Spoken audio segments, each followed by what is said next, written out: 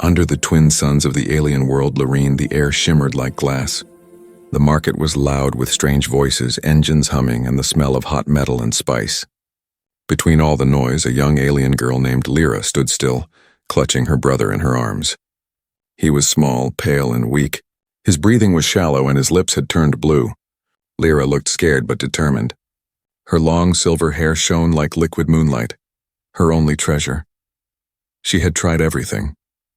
She begged at the clinic, she went to the merchants, she even worked cleaning the docking ports. But no one helped an alien girl with no credits. Now her brother's fever was burning high and the medicine price had doubled. The humans had brought strong drugs from Earth, but they were expensive, far beyond what Lyra could earn. Lyra looked at her reflection in a cracked mirror near a trader's stall. Her silver hair, rare among her kind, could be sold. She hated the thought. Her mother once told her their hair carried their soul light, but her brother groaned weakly, whispering her name. Lyra, it hurts. Tears rolled down her cheeks. She made her choice. The trader she found was cruel-looking, with yellow eyes and rough hands. His name was Vrex, a scrap dealer who often bought illegal things. "You want to sell hair?" he said, laughing. "Pretty but worthless unless you give a lot." "I will give all," Lyra said softly, holding her trembling brother closer. "I need medicine." "Please," Vrex smirked. "All? That's dangerous for your kind. You'll faint. But I don't care. Sit." Lyra sat on the metal crate, her brother beside her.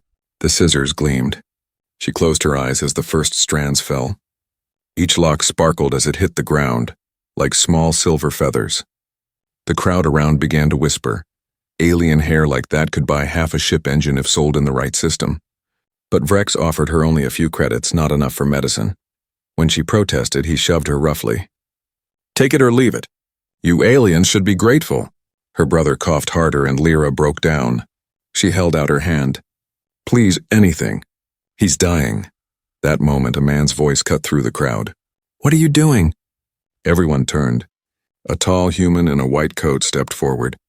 His face was tired but kind. His name tag read Dr. Mason Hale.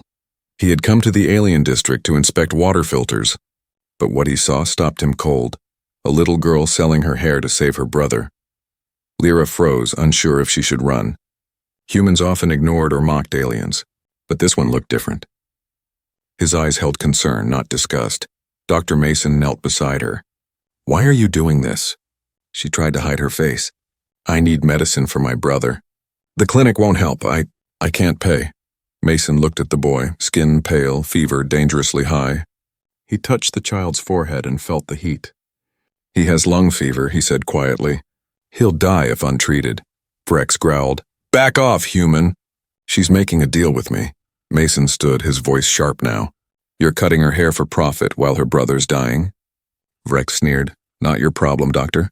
Go back to your clean human zone." But Mason didn't move. He looked around the crowd. "Is this what we've become?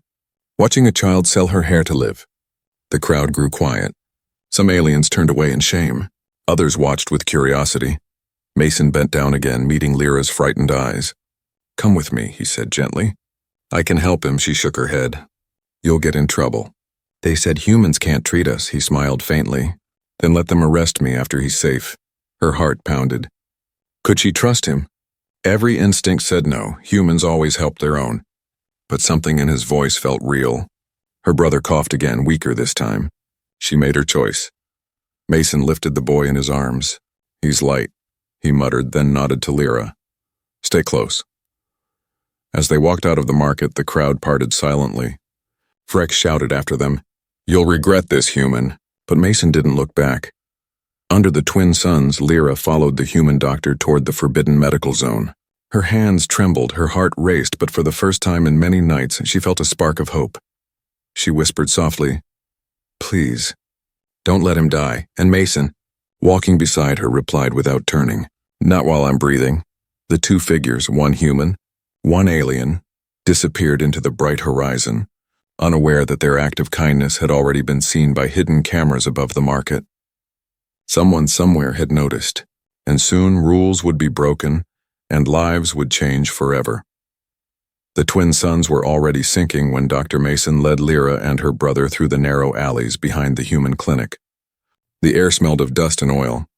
The district lights flickered red, warning that curfew was near. Mason moved quickly, keeping his coat wrapped around the boy to hide him from patrol cameras.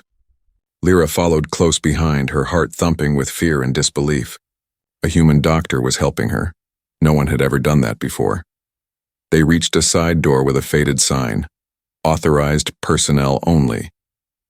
Mason pressed his thumb to the scanner, and the door slid open with a hiss. Inside was cold, bright light and the clean scent of sterilizers. Machines hummed softly, and holographic screens glowed over medical tables.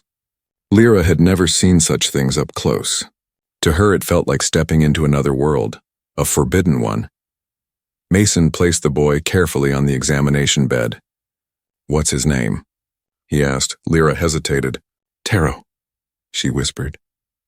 Mason nodded and began scanning the boy with a small handheld device. The screen flashed red. Critical temperature, lungs inflamed, oxygen dangerously low. "He's worse than I thought," Mason muttered. "Another few hours and—" He didn't finish the sentence. Lyra stood beside the bed, twisting her fingers nervously. "You can save him?" Mason looked at her, really looked. Her eyes were wide, filled with fear and hope. He saw the dirt on her face, the ragged clothes, the uneven patches where her silver hair had been cut. She looked so young, maybe 16, yet carried the weight of the world on her shoulders. "I'll try," he said finally, "but this medicine isn't allowed for non-citizens. If anyone finds out, both of us could be punished." "I don't care," Lyra said quickly. "Please, just save him." Mason gave a small, tired smile. "You sound like my sister used to." He turned to a cabinet and pulled out a small vial filled with blue liquid. It glowed faintly under the light. "This is human-grade nanotherapy. It repairs damaged tissue, but it's tightly restricted. One wrong report and my license is gone." Lyra didn't understand everything, but she understood the risk. "Then why help us?" she asked softly. Mason paused. For a moment, the hum of machines was the only sound. "Because someone once helped me when they didn't have to," he said. "And because your brother deserves a chance." He injected the nanotherapy into the boy's arm. The reaction was almost immediate. Taro's breathing steadied slightly, his skin color began to warm. Lyra gasped, covering her mouth. "It's working." "Don't celebrate yet," Mason warned gently. "His body's weak. He needs time and rest." As the minutes passed, Lyra watched the monitors flicker with slow improvement. Her chest loosened for the first time in days. She turned to Mason. You saved him," he shook his head. "I'm trying to." "There's a difference." He looked at her curiously. "Tell me, Lyra, how long have you been taking care of him alone?" "Since the mines closed," she said quietly. "Our parents were caught in the collapse. Humans said it was an accident. But I know." Her voice broke. "I know it wasn't." Mason's jaw tightened. He'd heard whispers. Alien workers used for dangerous labor, then silenced when they got hurt. "I'm sorry," he said simply. Lyra looked at him.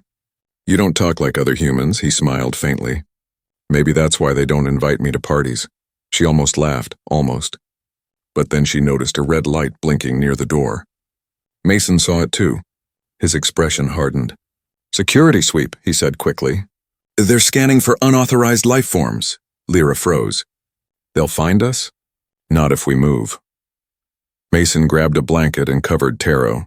He pressed a hidden switch under the desk, opening a narrow maintenance corridor. "Through here, quietly." They slipped inside as the main door hissed open. 2 guards entered, scanning the room with mechanical eyes. "Dr. Hale," one said. "Routine check." "You alone?" Mason forced a calm smile. "Just finishing inventory." "Long day." The guard's scanner beeped once faintly. Mason's heart raced. The other guard frowned. "Signal trace, non-human biosign detected." Mason coughed, stepping closer. "That must be residue from the last alien worker we treated. Sanitation lag." The guards looked suspicious, but after a moment, they turned away. "Clean your lab properly next time," one muttered. "You know the rules." When they left, Mason exhaled shakily. He waited a full minute before opening the hidden door again. Lyra stood there clutching Taro, her eyes wide with terror. "Are they gone?" she whispered. He nodded. "For now. But we can't stay here. They'll check again. Where will we go?" Mason thought quickly. "There's an old clinic in the lower tunnels, unregistered. I used to work there during the early days. No scanners, no patrols. We can hide there until your brother stabilizes. Lyra hesitated, then nodded. I trust you. He looked surprised. You barely know me. She looked at Taro and then back at him. But you didn't look away. The doctor's throat tightened. He gently took the boy in his arms again. Then let's make sure your brother lives to see another sunrise. Outside, the curfew sirens wailed as they disappeared into the dark alleys. Above them, drones moved through the night sky, scanning the city. One of them paused over the clinic, its lens flashing red as it replayed the image it had captured earlier. A human doctor kneeling beside an alien girl in the market. Someone, somewhere, had already marked them as targets, and while Lyra only felt relief in that moment, the real danger was just beginning. The tunnels beneath the colony smelled of rust, oil, and old secrets. Faint light from leaking pipes reflected off wet walls as Dr. Mason Hale led Lyra and her brother through the underground passages. He carried Taro in his arms, the boy's small body still fever-hot but no longer trembling. Lyra followed closely, clutching the edge of Mason's coat so she wouldn't lose him in the maze. The hum of distant machines echoed like breathing giants. Are we almost there? She whispered. Almost, Mason said, his voice low. This place hasn't been used in years, but it should still have power. When they reached a sealed metal door with faded letters, Medical Bay 03B, Mason wiped the dust away and keyed in an old code. The door groaned open with a hiss, releasing air that smelled like disinfectant and decay. Lyra's eyes widened. Inside was a forgotten clinic. Broken equipment, flickering lights, cabinets half open, and shattered glass scattered on the floor. Welcome to my old workplace, Mason said quietly. Back when helping aliens wasn't a crime. Lyra looked around, touching a dusty examination chair. Why did humans stop helping? Mason sighed, placing Taro gently on a table. Because it was easier to build walls than bridges. He switched on a portable lamp and unpacked his emergency kit. Lyra stayed beside her brother, watching as the doctor's hands moved fast but careful, scanning Taro's vitals, changing the bandage, adjusting the nanotherapy dosage. Each beep of the machine made her flinch, afraid it would stop. Mason glanced at her. He's holding steady. The nanobots are working. Lyra's lips trembled. Thank you for not leaving us. He smiled faintly. If I did, I'd never forgive myself. But Mason's mind was racing. The security scan at his clinic meant the system already flagged unauthorized nanotherapy use. Once they reviewed the logs, they'd see he had used restricted medicine. And if the surveillance drones caught his face in the market, it was only a matter of time before someone connected the dots. He moved to an old terminal and started typing quickly, rerouting his medical ID under a false code. Lyra watched, confused. What are you doing? Buying us time, he said. If they come looking, they'll find a dead doctor instead of me. She blinked. You would fake your death? He chuckled softly. Wouldn't be the first time. Lyra frowned. You joke too easily for someone in danger. Mason turned to her. If I stop joking, I start remembering how broken this colony is. She didn't reply. Her gaze drifted to her sleeping brother. His breathing was calmer now, his face peaceful. But a faint shimmer ran through his veins, the nanobots glowing under his skin. She touched his hand gently. He always wanted to see the stars. Not like this. Mason leaned against the wall, tired. Tell me about your world, Lyra. Before all this. She hesitated. There isn't much to tell. My people worked in the mines. The humans came with their machines, said we'd share the profits, but soon only they had medicine, water, and air filters. My parents tried to speak against it. She looked down. The mine collapsed the next week. Mason's jaw tightened. I remember that report. They called it gas pressure failure. It was murder, Lyra said flatly. And still I begged them for help. He looked at her with quiet guilt. Not all humans are like them, she met his eyes. I know. You proved that. Before Mason could answer, a faint beep echoed from the corner of the room. A small surveillance orb rolled from under a cabinet, one of the old cleaning drones still partially active. Its optical sensor flickered as it focused on them. Mason cursed under his breath. Damn it. The maintenance bots are still connected to the upper network. He grabbed a metal rod and smashed the drone before it could transmit, sparks flying across the floor. But a faint blue light blinked once before dying, a signal sent. Lyra looked frightened. They saw us? Maybe, Mason said grimly. We'll know soon enough. He paced the room, thinking. We can't stay long. They'll track the transmission point, but moving him now is dangerous. I'll carry him, Lyra said quickly. Mason shook his head. His body's too fragile. He needs another dose, then rest. We'll hide deeper in the waste tunnels. No scanners there. Before they could move, the sound of heavy footsteps echoed from the corridor. Voices followed, mechanical and cold. Section 03B detected unauthorized energy use. A robotic tone said, "Search and seize protocol active." Mason's blood ran cold. They're already here. He turned off the lights and pulled Lyra toward a maintenance shaft at the back. Go, take him. She tried to lift her brother, but her arms shook. Mason helped her, guiding them into the narrow tunnel. He followed, closing the hatch behind him just as the clinic door exploded inward with a blinding flash. Inside, metal boots stomped through the ruined room. The scanners hummed. Biological traces detected. Non-human origin. Mason crawled ahead through the dark, whispering, "Don't stop, no matter what." Behind them, red light flooded the tunnel entrance. The patrols had found the trail. Mason turned, aiming a small flash capsule. "Close your eyes," he hissed. He threw it. A burst of white light and noise filled the passage. The patrols shouted as sensors overloaded. Lyra covered her brother's head, heart hammering. When the light faded, Mason grabbed her hand.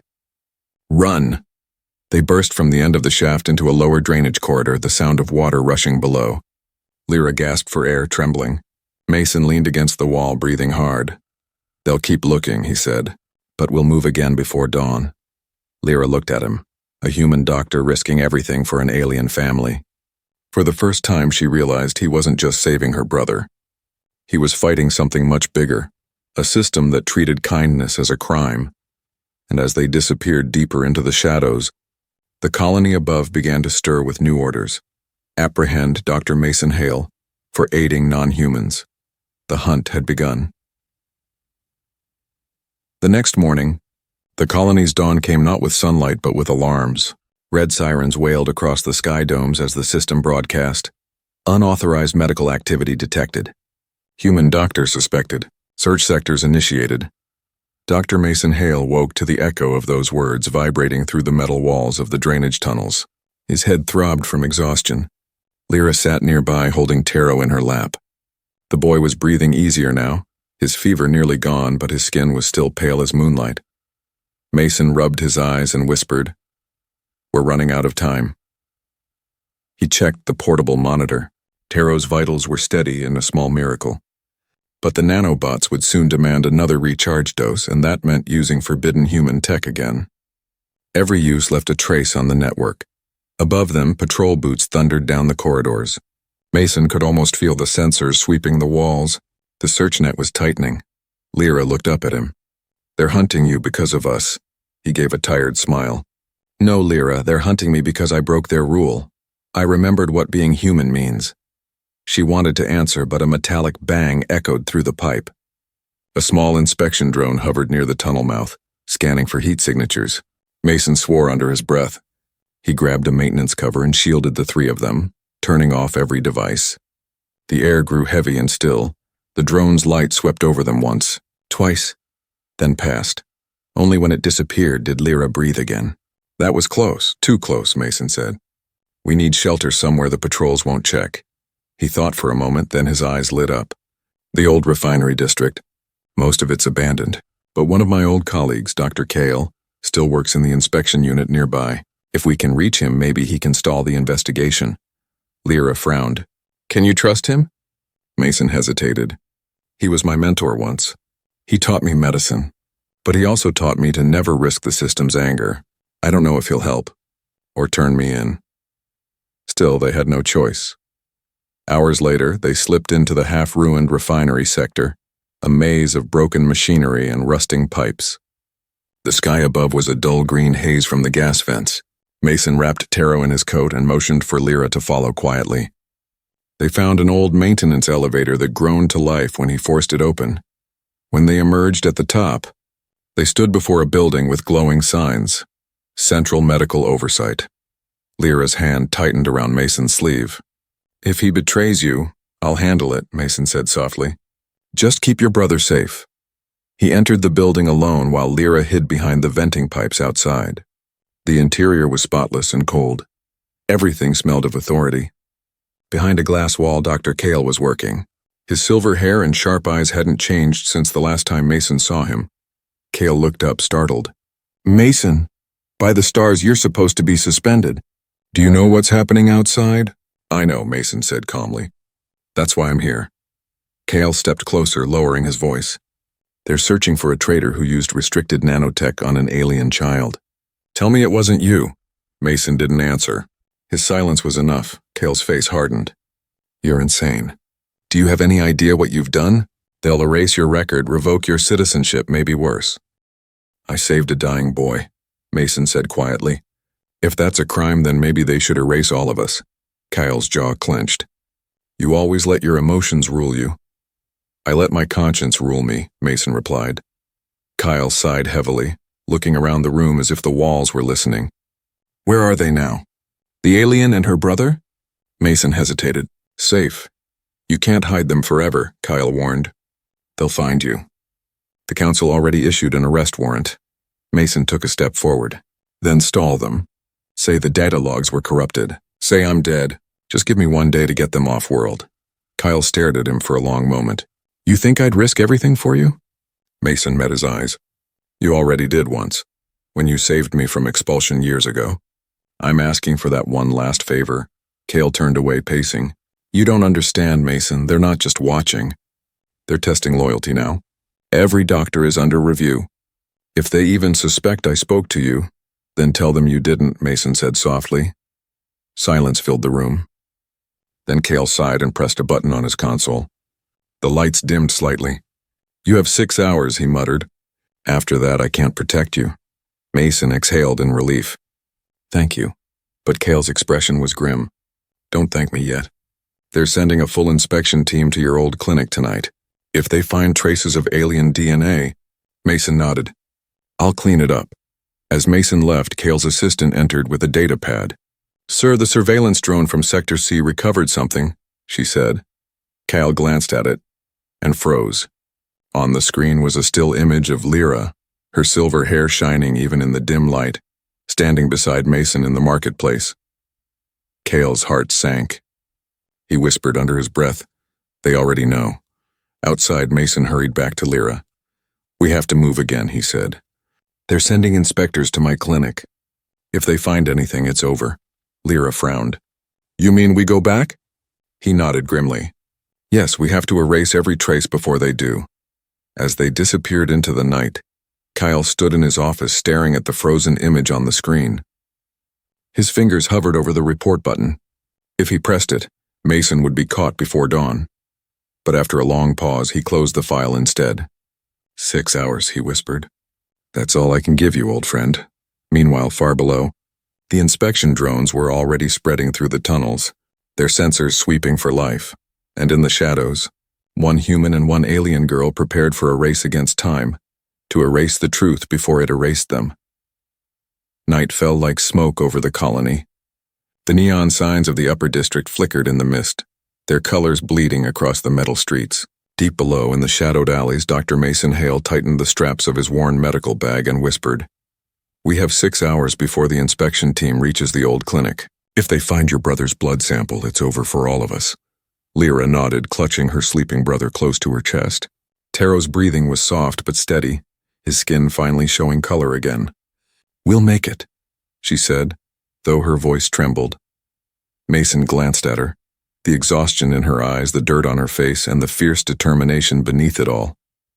"Stay close," he said. "If we're spotted, don't run straight. Take corners. Always keep moving."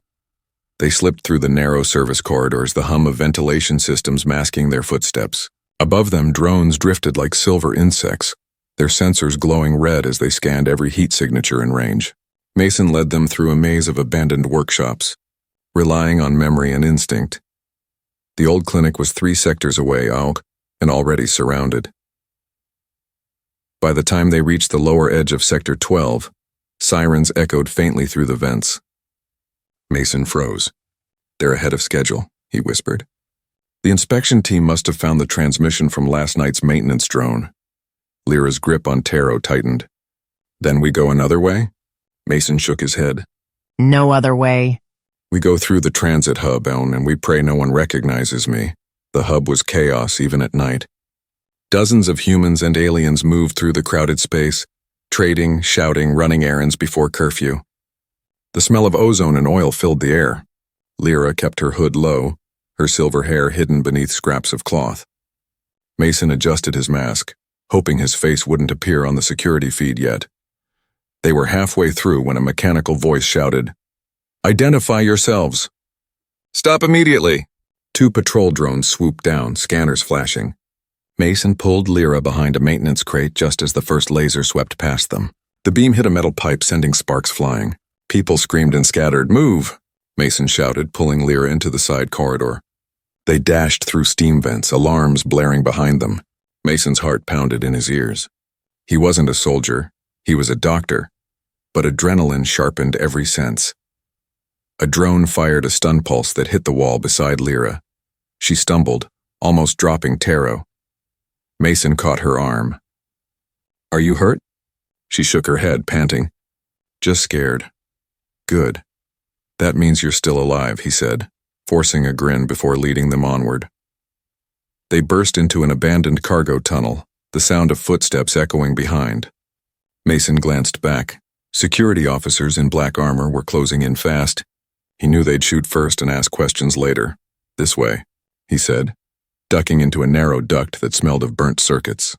The duct opened into a huge underground chamber, the refinery's central processing core. Massive turbines loomed above them, still faintly warm from years of disuse. Lyra stared in awe. "What is this place?" "Where the colony began," Mason said, before greed turned it into a cage. He set Taro down on a crate and began searching his bag. "We'll rest here for a minute." Lyra's hands trembled as she brushed her brother's hair aside. "He's burning again," Mason cursed under his breath. "The nanobots are starving. The treatment's wearing off." He pulled out the last vial of blue serum. It glowed faintly in the dark. "This is all that's left." Lyra looked up. "Use it," he hesitated. "If I do, his body will stabilize, but the thermal signature will spike.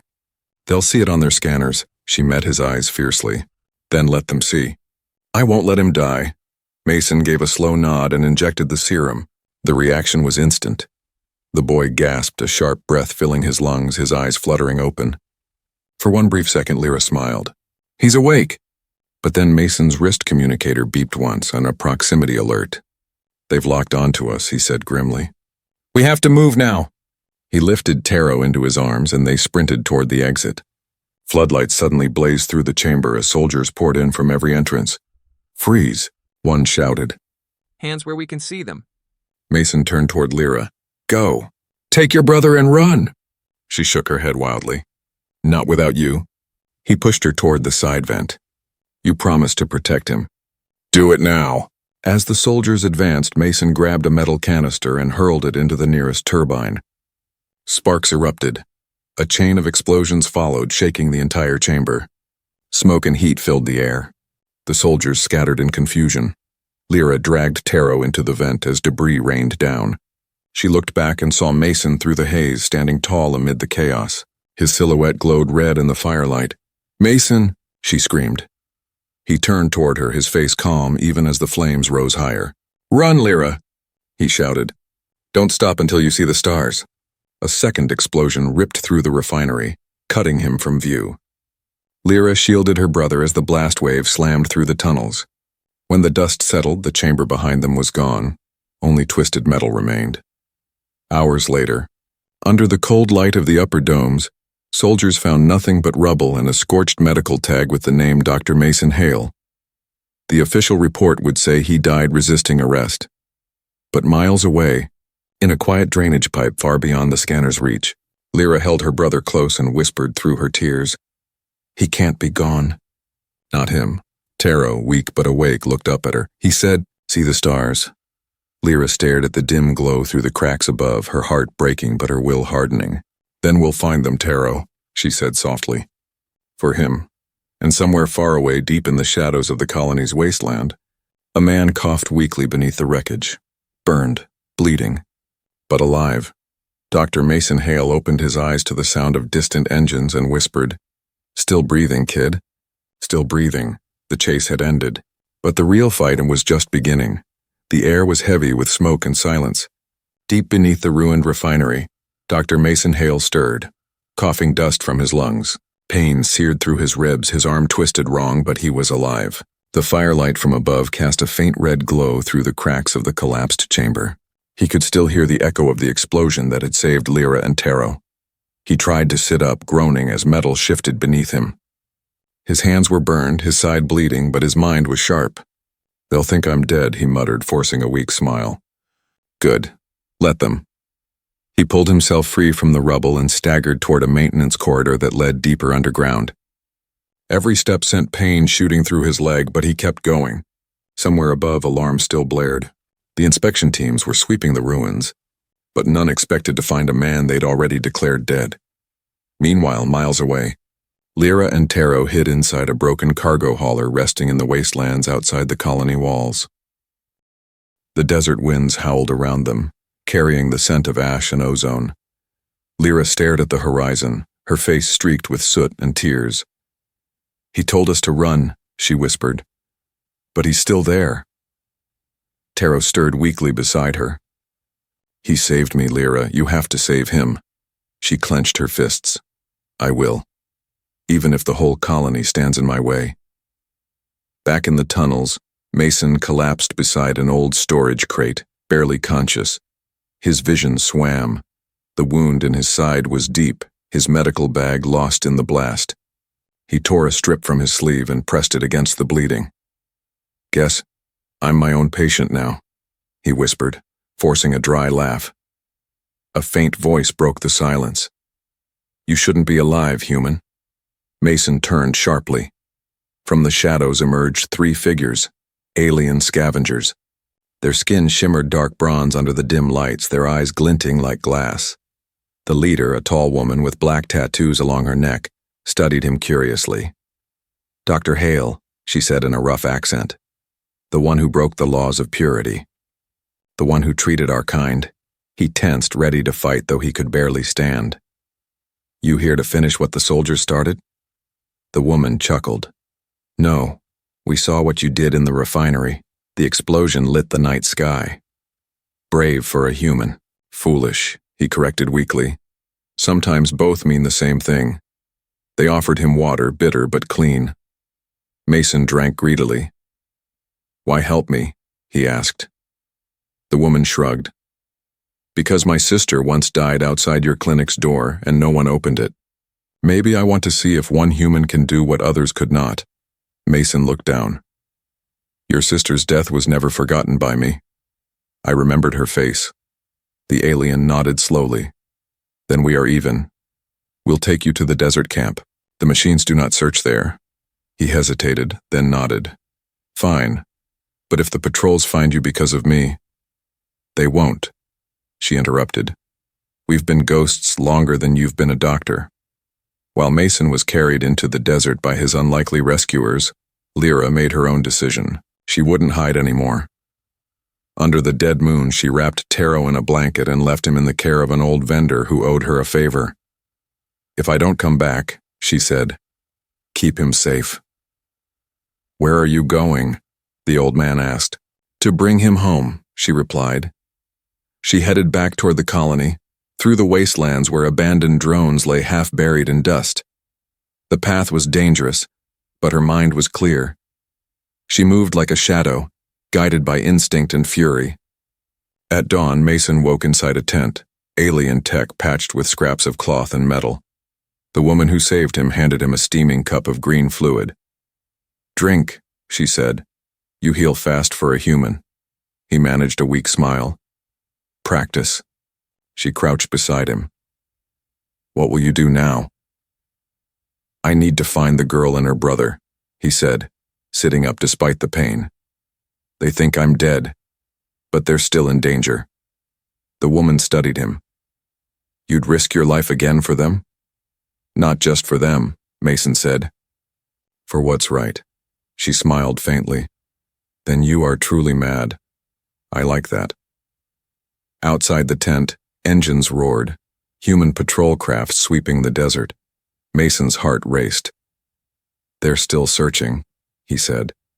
Yes, she replied. But they're not looking for you this time. They're hunting her, the alien girl with silver hair, the one who escaped the doctor's fire. Mason froze. Lyra? The woman nodded. The council has called her a thief and a terrorist. They claim she stole human medicine. Mason's blood ran cold. They're blaming her for my actions.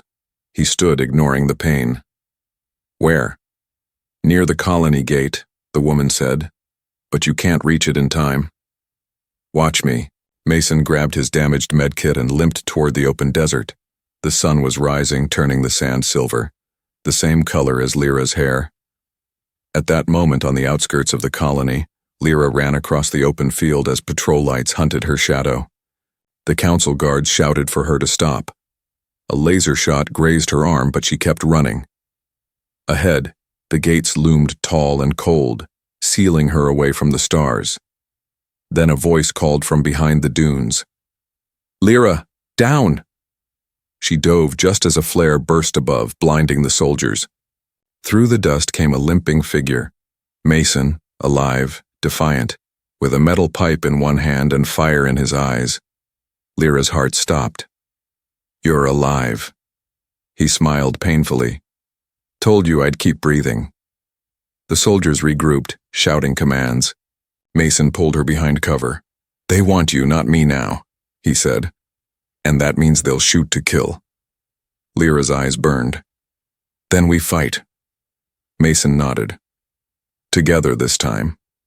The colony walls shook as the chase reached its breaking point, human and alien, side by side, standing against an empire that had forgotten its soul. And as the sun rose over the horizon, painting the desert in gold, Mason realized what his kindness had truly cost him: his freedom, his career, his home. But in its place, he had found something far greater: a reason to fight. The rising suns bathed the desert in pale gold. Wind rolled across the sand, carrying smoke from the burning colony walls. Dr. Mason Hale crouched beside Lyra behind a shattered transport, his pulse pounding. Around them, soldiers in black armor fanned out, their rifles gleaming. Above, drones circled like vultures. Every instinct told Mason they were surrounded. Every part of him refused to surrender. Lyra pressed her hand against the bleeding cut on her arm, her silver hair tangled and dust-streaked. Her eyes burned with defiance. They called me a thief, she said quietly. They called you a traitor.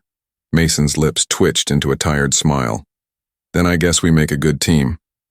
A loudspeaker crackled from the wall above.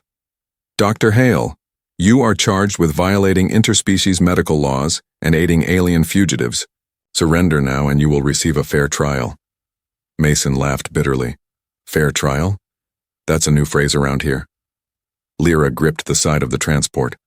What will they do if they catch us? Erase us, he said simply. From records, from memory, from existence. For a moment, silence hung between them, heavy and final. Then Lyra's brother's voice echoed faintly from the dunes behind. Lyra. Mason turned.